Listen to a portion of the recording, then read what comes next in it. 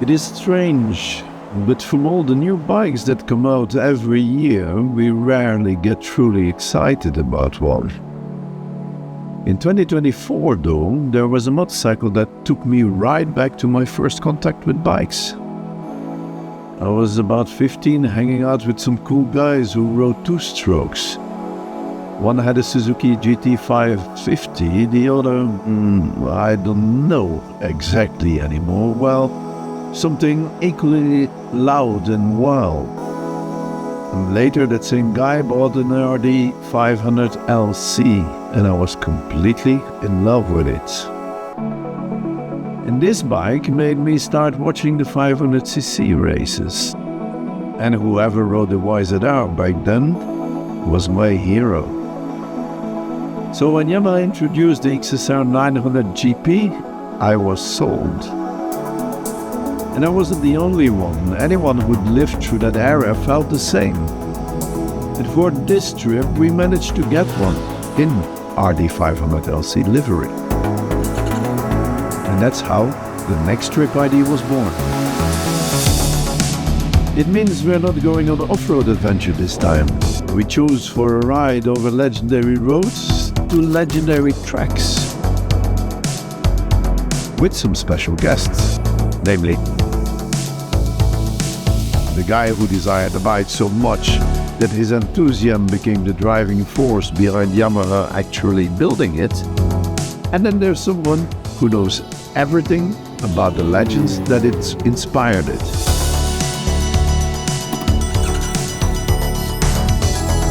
I'm in James on the Adriatic coast, not far from Misano. A perfect starting point when you're on the way in rainy colored replica.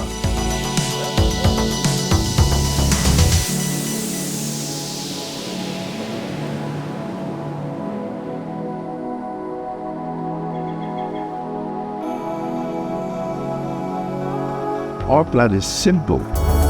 Ride from here to the other side of the Adriatic, to Rijeka, once home of the Yugoslav GP.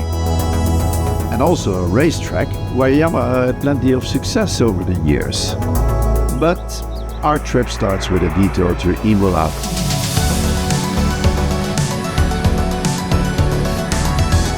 For some reason, Peter, the third man on our trip, misunderstood the meeting point. Or maybe he made it happen that way, just to make a point. Good afternoon. Good afternoon. How are you? Good. Peter, James? Nice to meet you. Father of this bike. One of them. Thank you for fathering this bike then. You enjoying it? Yes, I do. Yeah, really good bike. But you didn't fancy a bit more pop in the color? No. Although I respect the Marlboro colors, I never was a fan of any of their riders. So, and I think if you do a replica bike, you need to do it in colors of rider you like. Why Imola? Why could you not come to Misano?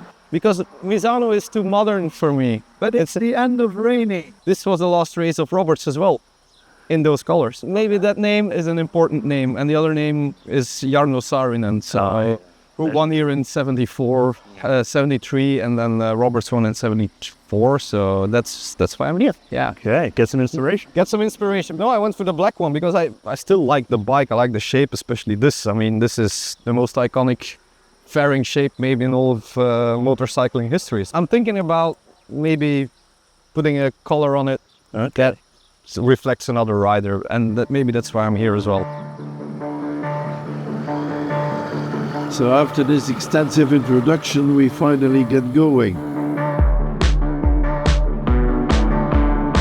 We're heading north. We look for interesting roads between Bologna and Vicenza. But after a long and disappointing ride, we can confirm there aren't any.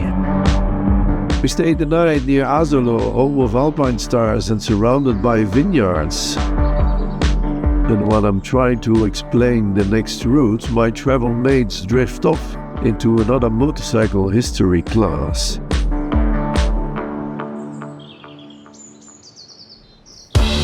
The next morning, we leave for the Dolomites. Legendary passes, legendary roads. We try to keep a good pace, but even in mid-September, the Dolomites are packed.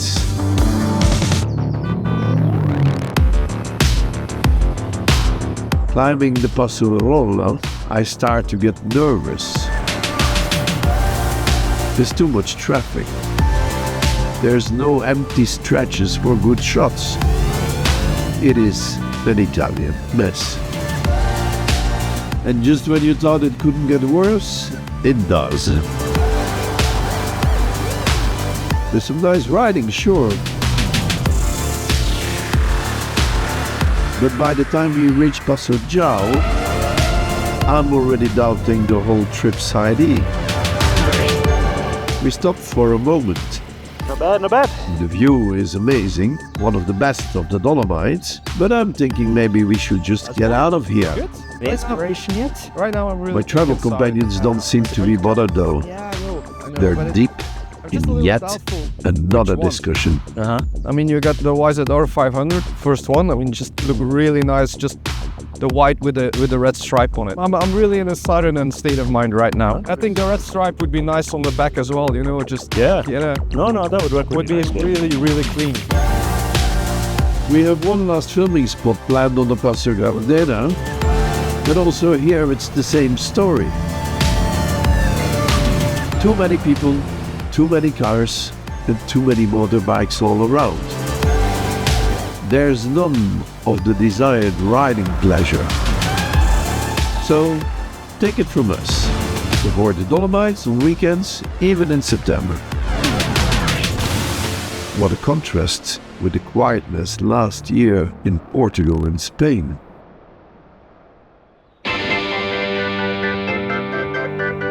After a good night's sleep, we're up early. I want to take the guys over another legendary road, a bit further north. With the Dolomites traffic still fresh on my mind, I basically expect the same here. But surprisingly, the Grossglockner road seems to be rather quiet. Maybe it is the €37 toll that keeps people away. Or maybe it's the usual weather of this season that limits the passage. Anyway, it's a sunny Sunday, and we finally get to lean the bikes through corners that truly deserve that name.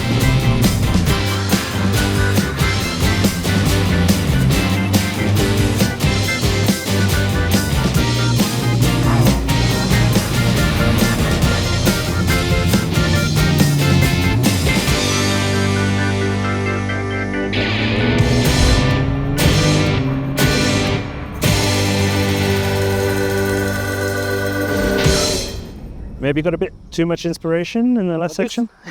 Yeah, well, Sarin and Roberts were the Until you guessed it, we stop for the view, and the discussion between my travel companions starts again.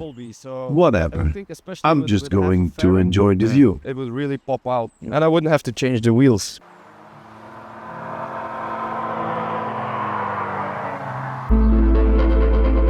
We're almost in Salzburg now, and the hills and lakes around us make for beautiful riding.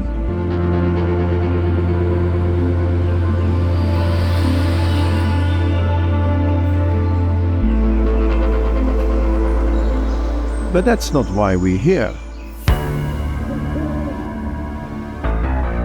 Hidden in the nearby forest lies a legendary racetrack, the Salzburgring. And we managed to get in and do a few laps.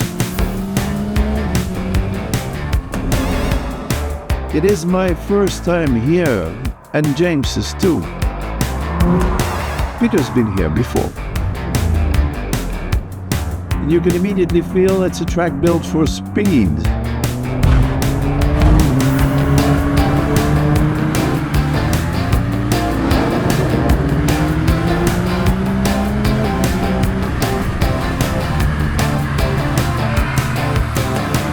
The back section is basically one long straight with just a few very soft bends. On a 500GP, this must have been insanely fast. We take it easy, as we're not fully equipped, but even at this pace, it feels special.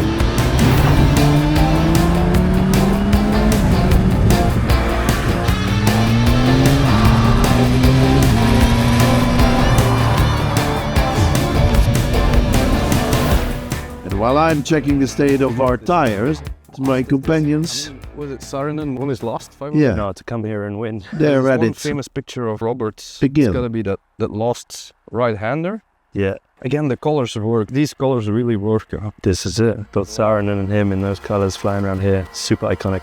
Yeah. From here, we ride south again, back in the direction of the Adriatic. 2 more countries to cross, but before that, there's an incredible road ahead in Carinthia. The legendary Nockamstrasse is another toll road, and just a short pause to grab my wallet is enough to... Colours. Any other schemes we can think of for the bike? The other one I was thinking about is Carlos Lavado. It was a bit the same thing. He was not as much clouding around, but he was wild. He was just wild. That's maybe another one, but that's A few minutes later, we're back on the move. The Nockamstrasse is famous among Austrian and German riders, but less known elsewhere.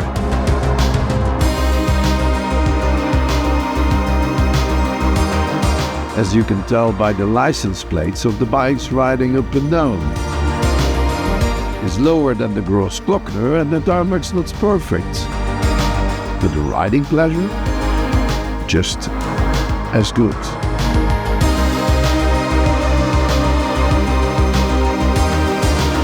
The views are fantastic, but there are no guardrails. So don't do what the one unlucky rider did that day. Miss a corner and drop 30 meters down. So yes, enjoy the road, but keep your eyes on it. Or stop a moment when you want to soak up the view.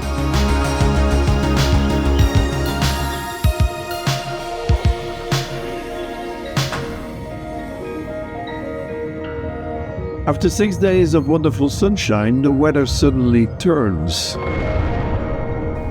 The forecast is so bad we are not sure we can follow the original route. The idea was to run back into Italy, then into Slovenia through the Triglav National Park, over the Versage Pass and into the Socha Valley. But the conditions are suddenly that bad, we decide to change the route.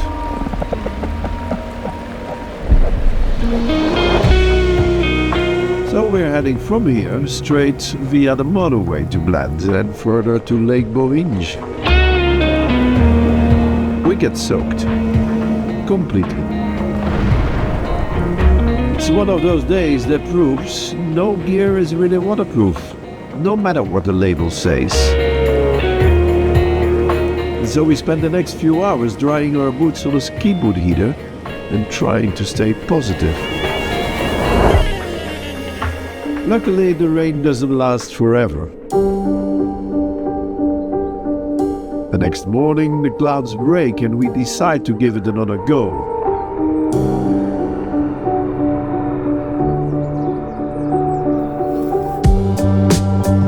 Clothes are still wet, but the ride along Lake Bohinj wakes us right up. And we head further south. Slovenian roads are great for 3 kilometers, then terrible for the next 3. Our progress is slow. And sure enough, the rain returns. It starts light, and so we throw the rain gear, and then suddenly all hell breaks loose. We find shelter, and of course, the eternal discussion continues.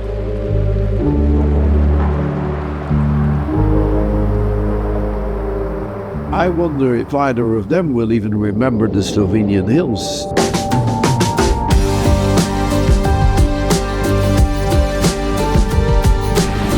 Those flowing green roads, the charm of the countryside. Busy, yes, but if you avoid the highways and stay on the side roads, you'll have real fun.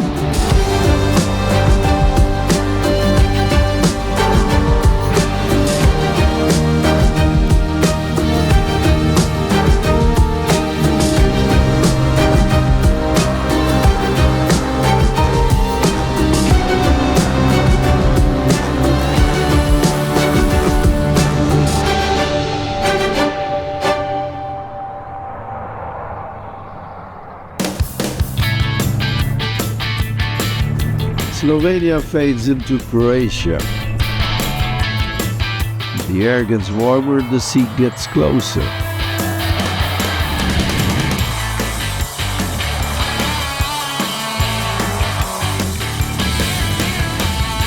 And after a surprisingly quick ride from the border, we reach the old Opatija track.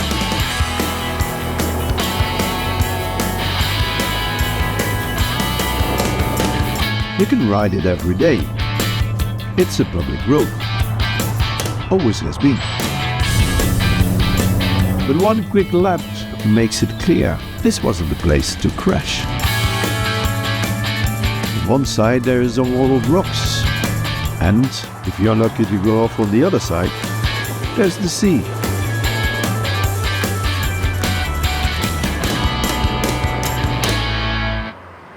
When we stop, it seems that my travel buddies are too deep in their private debates. Another vista? Yeah, it's like we needed one. But you know, this track has made me swing back to the red-white original colors. I mean, just unbelievable. Yeah, Yamaha had a lot of success around here in those colors. They're the most successful manufacturer in Yugoslavia. They won 20 times, so... But also on a new track. Grobnik, yeah. Okay. Maybe we should go there. Yeah? Why not? Maybe we should leave him. He seems to be enjoying himself. Yeah. And even a little later, it seemed they have their own agenda.